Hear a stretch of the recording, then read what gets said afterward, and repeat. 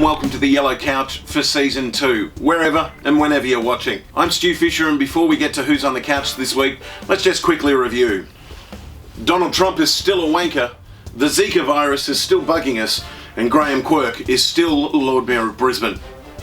The FBI is still trying to pressure Apple, terrorists are still trying to pressure the world, and Cardinal George Dick Brain Pell still isn't feeling enough pressure. But then again, in a world where even Batman is feeling melancholy, it's no wonder. So let me try and help you kick off the funk with, for the first time in Season 2, it's time to find out who's on the Yellow Couch. Hi, I'm Stu Fisher, and welcome to... Where's the couch? I'm Batman. It's me, your friend Shaggy. Oh! Oh, that's cool. Here. Zoinks. And welcome to the Yellow Couch. Hello and welcome to the Yellow Couch, wherever and whenever you're watching. This is the start of Season 2, and we're a little bit mobile this season. I'm very, very excited to be able to start Season 2 with a man who has done a lot in comedy, in Australian comedy, over the last 2 decades. He's probably synonymous with anything you've seen on TV, especially on the ABC, and he's working and doing some amazing things in the US. Look, he's probably best known for imitating Adam Hills on the ABC. Please welcome to the Yellow Couch Mobile, Mr. Wil Anderson. I mean, I like being synonymous with anything, to be honest. Like, I've rarely been described as synonymous. I once went to Alcoholics Anonymous. Yeah, just by mistake. I was like, they're like, yeah, you belong here. But in general, You're one of ours. I've never been synonymous. I'm probably not synonymous with everything you've seen on TV, but it was a certain... Certainly in terms of Australian... I've really only done like 2 or 3 shows. You have, but they've been such presence on Australian TV that, I mean, so much so that you and Adam Hills, because you're so prevalent Never on heard of TV. him. I've never heard of him. He's some guy. He doesn't even have both his feet. Yeah, but you guys are so synonymous with the ABC that when people talk about ABC comedy, you're somebody that comes into their mind. I mean, that's an interesting thing. I hope that perhaps when people talk about ABC comedy, like going forward, that maybe they're probably going to talk about, you know, the Moody's or like Luke McGregor or Utopia, because to me, I consider those sort of things comedy programs. I kind of consider what Hilsey and I have done on television to be more like, you know, light entertainment, or Gruen is kind of a weird mix of light entertainment and kind of serious entertainment, but they're not kind of, I mean, I guess Glasshouse and shows like that were kind of comedy shows, but when I kind of think of comedy, I think of like, you know, a more pure comedy. Like, you know, Gruen's never being nominated for a comedy award. Like, no one's ever thinking of Gruen as like a comedy show. It's a kind of a information show that we add like a layer of like comedy icing to, I guess. Do you think though that using the comedy then is something that gets the message across? Because something like Gruen, the one thing I love about Gruen, because I'm not a fan of advertising other than the fact. No, me neither. Well, you guys... I mean, like when people say to me, like you've heard me say this before, but when people come up to me, young people, and they're like, I study in advertising and marketing because of your show, I'm like, that's not the point of the show. You've missed the entire point of the show. Did you, like, you know, watch Breaking Bad and start making meth? Yeah, I'm sure they did, actually. Like, I mean, you know, university degrees are expensive. It's crazy. But yeah, I mean, I think of people like Celia Piccola and Luke McGregor and like the Fancy Boy guys and people who are, hopefully the ABC, I think will continue to find a place for, you know, who are doing like what I would consider to be more pure comedy things. Right. You know, I think the ABC is definitely the home for that sort of thing. But interestingly enough, I don't really ever consider that I've done something on television that would be considered like a pure comedy show. Having said that then, that's one of the questions I wanted to ask you. When in your comedy career, when in the 20 years, did you start realising that you could use your comedy voice to put a serious message across? Because the one thing that I've noticed in the evolution of your shows, because I've known you now, I worked it out the other day, I've known you for about 16 years. Yeah, I think that's about right. Yeah, I was thinking about that. So it's been a long time. It's been like, yeah. Do you remember the first time we met, just out of interest?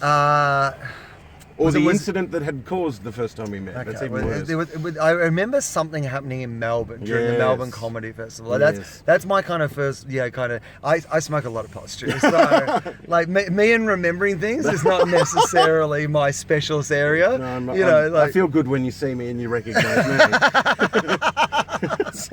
Yeah, but some sort of Melbourne incident. Yeah. What happened? I got known around the Melbourne scene early in my comedy career for kissing Adam Richards. Yeah, right. And okay. you had heard that because apparently I did quite well. And I mean, well, that's a good review. yeah, well, you know. I mean, and he's a man who is not like. I mean, to be honest, he'd prefer a bad review. Like, I mean, Adam is one of my dearest friends. We had lunch together once for 200 days in a row. 200 days in a row at the same place. We went for lunch every day for 200 days. It's an insight into what my lifestyle was like when I started doing comedy. But he is one of the greatest guys of all time. But we didn't feel all those. We didn't feel all those lunches saying really nice things about people. You know. So if he gave you a good review. Well, then I'm extra flattered. And thank you very much. 4.5 stars, rated like a 5. So, okay, that's the question I wanted to ask. When in your 20 years of doing comedy did you start realising you could put your comedy voice to serious issues? I mean, I don't really think about it like that. The absolute truth of it is that I honestly don't think about it like that. What I think is a more accurate kind of summation of it is that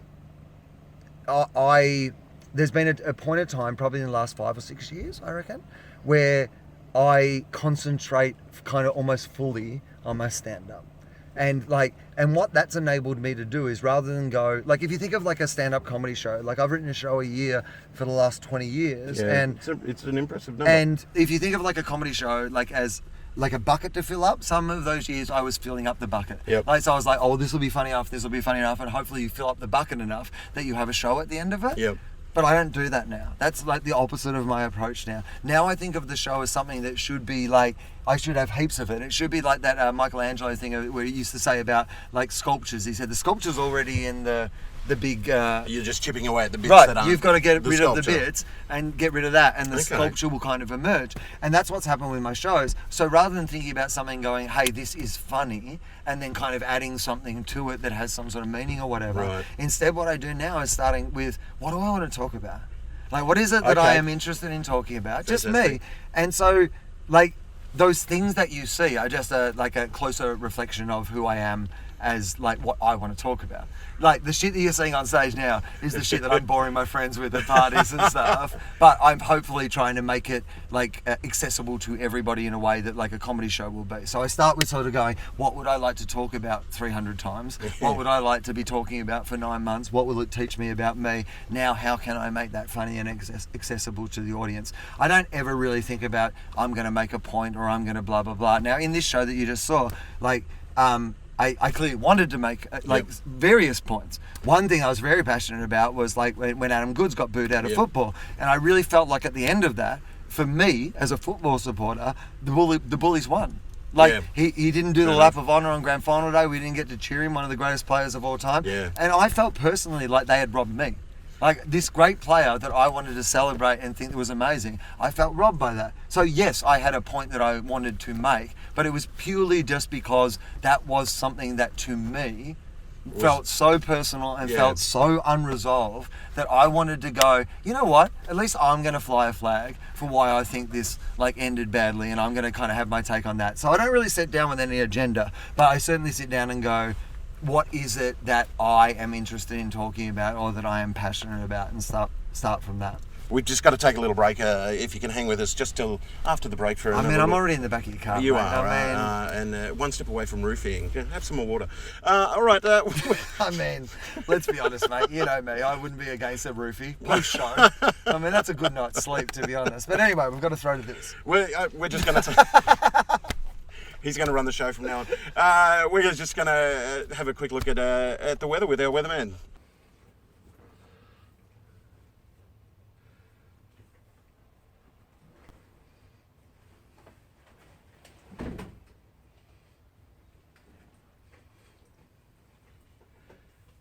Thanks very much. We're back on the Yellow Couch Mobile with Wil Anderson, who I've known in the comedy industry for a while. Wil, I did want to check.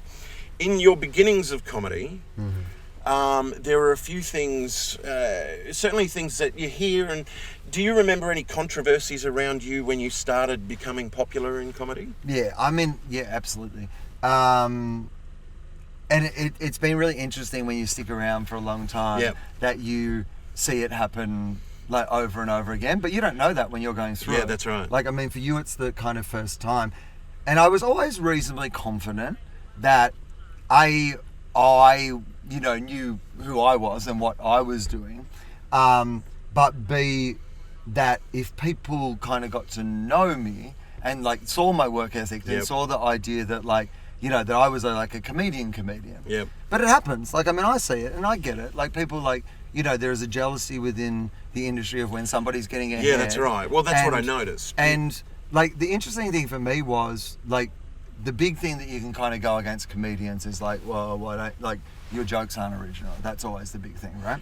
And that's what I was. And what I was like always very confident about was, mate, I'm running more stand-up per year than anyone in this country. Absolutely. Why the fuck would I? Like, do you know what I mean? Like, you know, I've got extra jokes.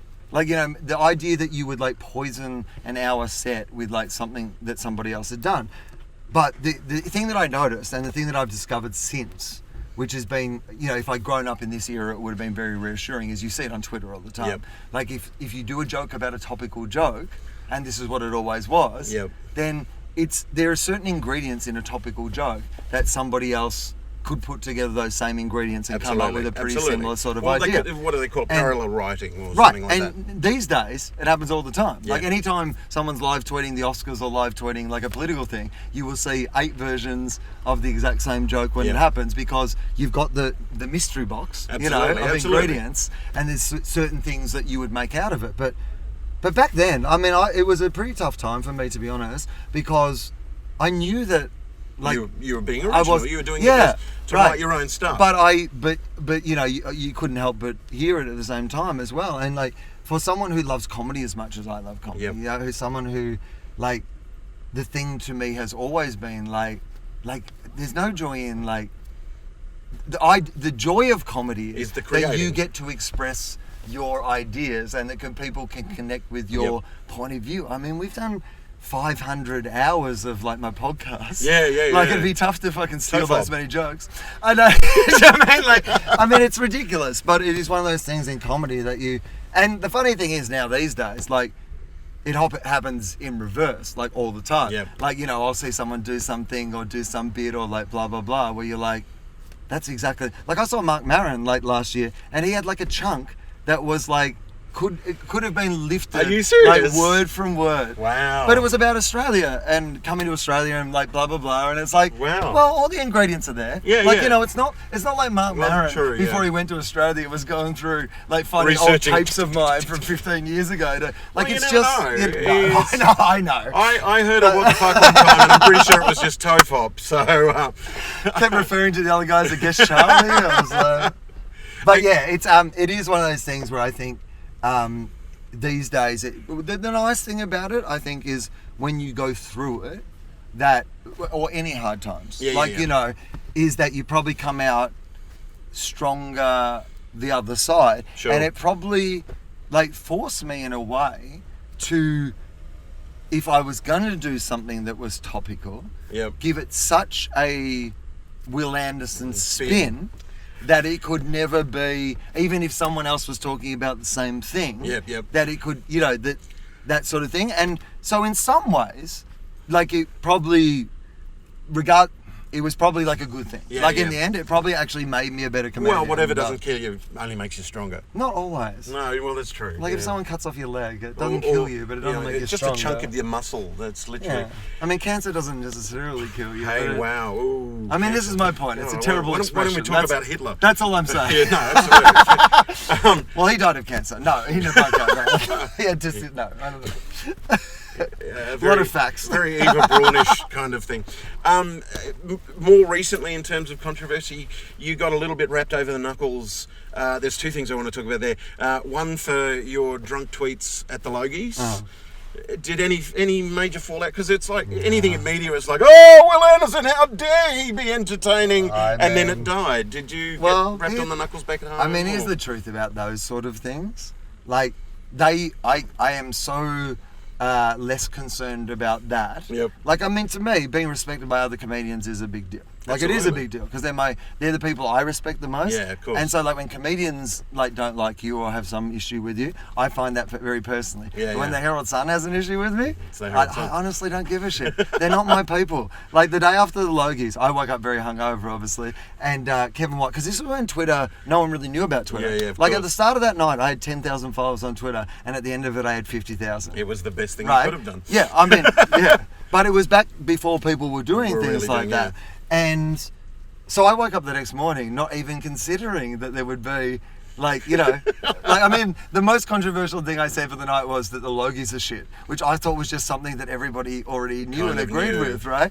And so I woke up the next morning and my manager's giving me a call. He goes, "Oh, you've like made like page 3 of the Herald Sun. Like it's a whole, like it was a whole page. Like How dare you, Will's kind of thing. toxic tweets or whatever." I think because I was like nominated for like, maybe I was even nominated for the Gold Logie that year. I'm not sure, but one of them. But I like something big. It might have been Adam Hills. Yeah, it might have been. I think we both were. That was split the vote. And that's why you didn't win. Yeah, but it just been Which one? if it had just been one of us. We really split that. People thinking we're the same person vote. But I think that was like they didn't get that an insider. Like could be so down. but I'm not an insider. Yeah. Television isn't my world. No. Comedy is my world. I've never been back to the Logies since it now clashes with the comedy festival. Some comedians cancel their comedy festival shows and go to the Logies. I mean, fuck that shit. I mean, no judgments. No, do what you want to absolutely. do. But I'm not cancelling a comedy festival No, show. Go to the fucking Logies. You're a comedian. Right, I'm a comedian. So, no, none of that stuff. I mean, so when Kev rang me, I said, how does it read? He goes, it reads pretty funny. And I was like, well, That's that's a win. fine. That's a I win. mean, for my audience. Yeah, Like, yeah. that's just, I mean, all they did was print things that I thought were funny enough to tweet. Yeah, great. So it's not like, And it just widened your audience. You right, yeah, you were probably like, even got more. mate, like 50,000 people max were going to see them, and then the Herald Sun prints them, and then 1 million people sees them. A million rednecks. Okay, then the other thing, because you mentioned Sydney Morning Herald, but the article I read, this one, that they were reading it as a bad thing, was on the ABC when you did Getting Dug with High. Oh, yeah. Yeah, because, I mean, you were in a place where it was legal to get dug with high. Legal man does legal thing? Yeah, absolutely, and that's pretty much what it read, but it was also, how dare he, he's a figurehead. I don't know what they were, it's like, I felt like they were trying to get you in trouble. It's like when a little sister wants to get a little brother in trouble because he was doing something perfectly normal, but she just wants the attention.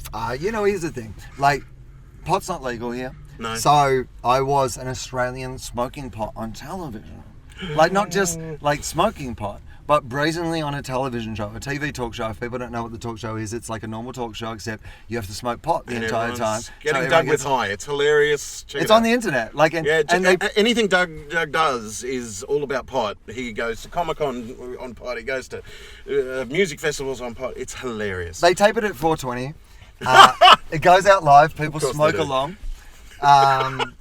Is there a take a drag every time something happens? or- No, well, there is a real, like, if you're not smoking enough, like, I read all the things, because basically I was like, I didn't know if I would do it or not. Like, even though I was talking about smoking pot and stuff in my show, it's not a secret, you know, No, it's of not like course.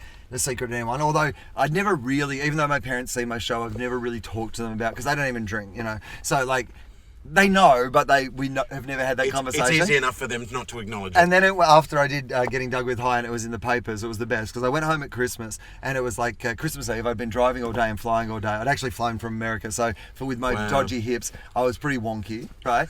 And so I wanted to like smoke some pot, but I'm on the farm and there's nowhere you can just go for a walk outside on a farm at night because it's just dark and dangerous, right? You know.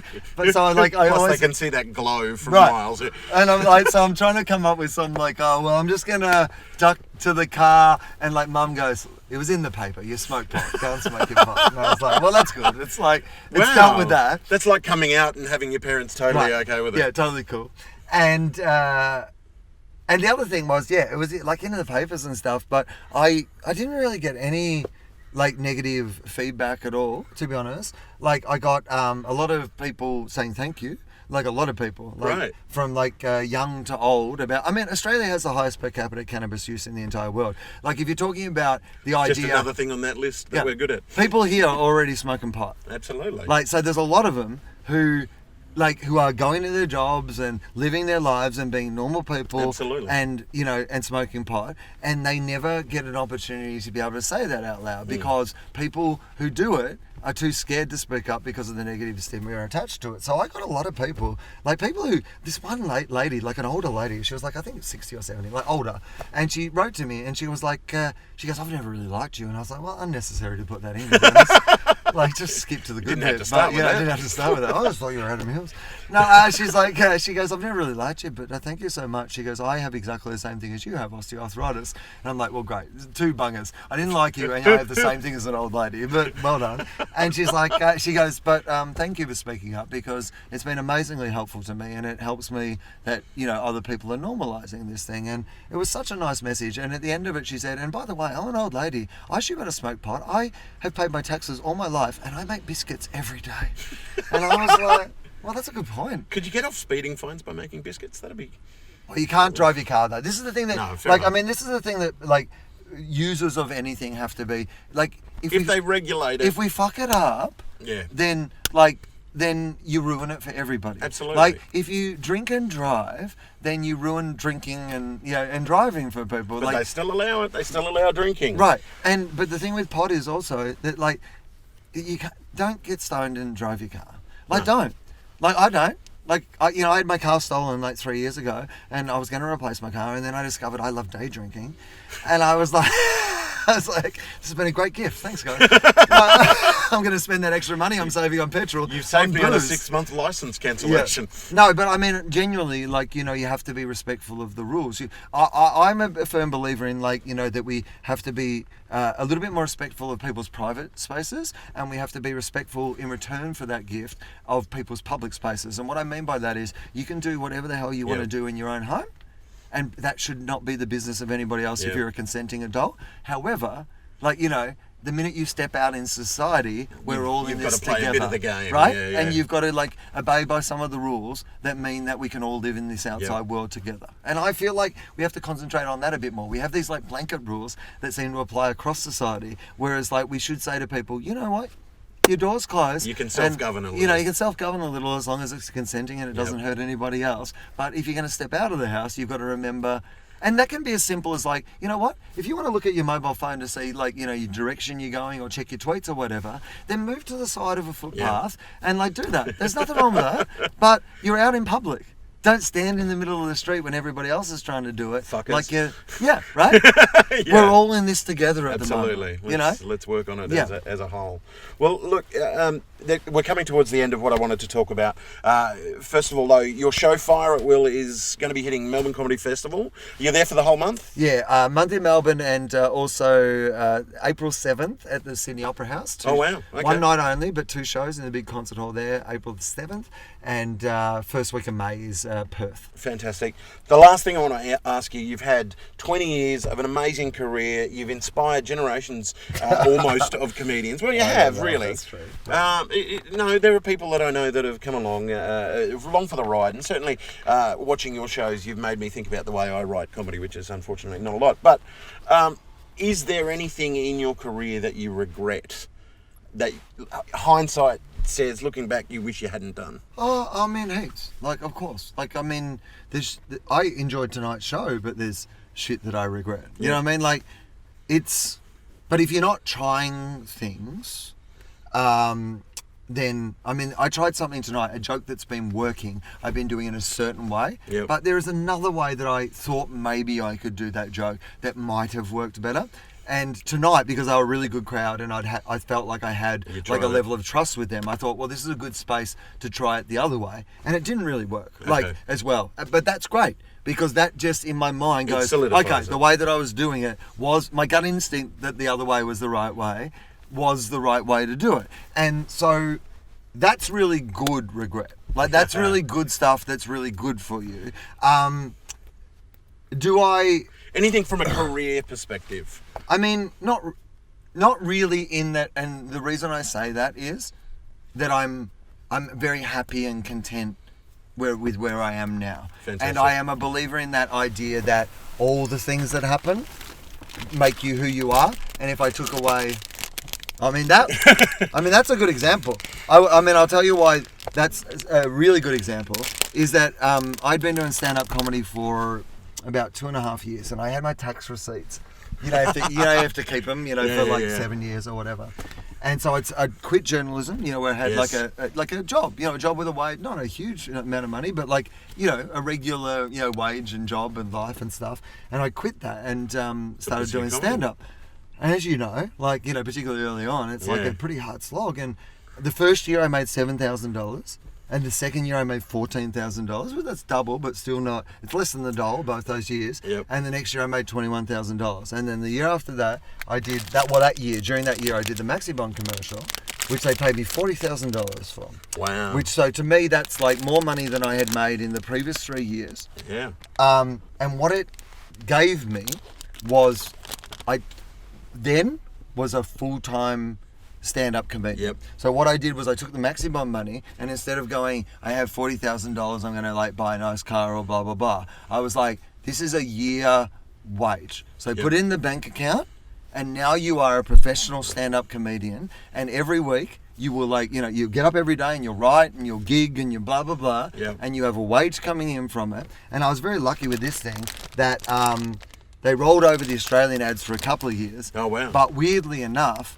what happened was it became a weird hit in Europe. So they used the same ads, but particularly in France, they revoiced them, and But with your image. but with my image. And so I was still getting, I think, at one stage I was getting about £40,000 a year on a rollover. So like the first, say, 5 or 6 years of my career Shit. were literally funded by No Maxibon. regrets. Absolutely none Yeah, regrets. and it was the Wow. thing that gave me the opportunity, and like the perfect scenario too, because they kind of fell off TV here, so I wasn't getting the kind of embarrassing thing of them being on here, but they were still playing overseas where, like, I literally got contacted by, because they became a bit of a hit in France. Wow. And they contacted me to go over and like do a corporate gig, and like my manager had to say, you know, he doesn't speak French, right? Like, and if you'd seen the ads, You there would is know. no way It's that not it's even not remotely me. French. Like, not even like, but also like the overdubbing was in no way looked like it was literally coming out of my, you know, like my mouth or anything Wow. like that. But yeah, it was honestly, and that's the thing that's most interesting is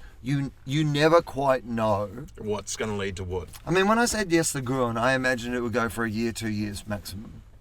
We had 8 episodes, and I thought, well, if we do 8 of this will be interesting in itself. And now 9 years later, I'm still making decisions in my life based on that show. And for a lot of people, that's what they know me for. A thing that when I said yes to it, I was like, maybe this will last 8 weeks. You just don't know. I think you should be extremely proud of something like Gruen, which I think is taking that message, which we talked about earlier, and putting something on it so that people remember it in a really poignant way, as opposed to Maxibon. Whereas I would have done it for 40,000 Maxibon. I would just like to say, by the way, that they're still around. So Yeah, they are. And they launched with me, and they're still around. So I'm And not, you know what? They come in coffee flavour. Like, Did you know yeah, that? of all those, they've never asked me back. They've never. If they did, would you go? But there is evidence of me with long hair, because I did have very long hair at I the time, know. I so- watched the ad today. And you say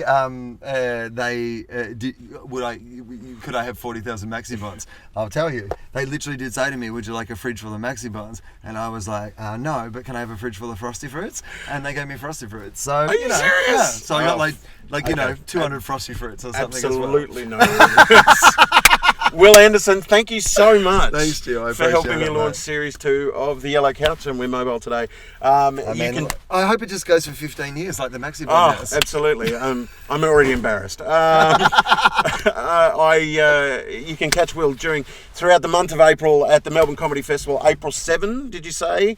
April 7, Sydney Opera House. In the It's a Sydney Opera Thursday House, night. 2 shows. Check it out. Fire at Wil, fantastic show. We're actually going to leave the show tonight over the credits with some of Wil's earlier shows, but check him out. He's got some amazing stories, and he'll make you think as well. So whatever you're doing, wherever you are, we'll see you next week and find out who's on the Yellow Couch. Hello, I loved watching Adam Hills up here on stage. I felt like I was in a fucking Bupa ad. It's like, what if you met a healthier version of yourself? I'm not healthy. I have osteoarthritis in my hips. I have the best doctor. He's so good at being a doctor, but so terrible at being a human being, right? I went to him recently. He said, what do you take for daily pain? And I said, well, I take Panadol Osteo. Can I take that? And my doctor, who is a great doctor, but a terrible human being, said this to my face in a medical office. He said, oh, Panadol Osteo, mate, you can take that every day. Because it does fuck all. He said, you should take that Panadol Rapid. It does fuck all quickly. I can't bend over. That's my problem. It takes me 20 minutes to put my socks on before shows, and sometimes if I drop something, I have to evaluate the net worth of the thing that I have dropped versus my valuable time. And it's terrible. So I had to go and see an occupational therapist, right? And she was 70 years old, because most of the people have OA, like 70 plus, right? So she was the most enthusiastic nana of all time. I've come into the office and she's like, oh, you can't bend over. Don't worry. I have the perfect solution for you.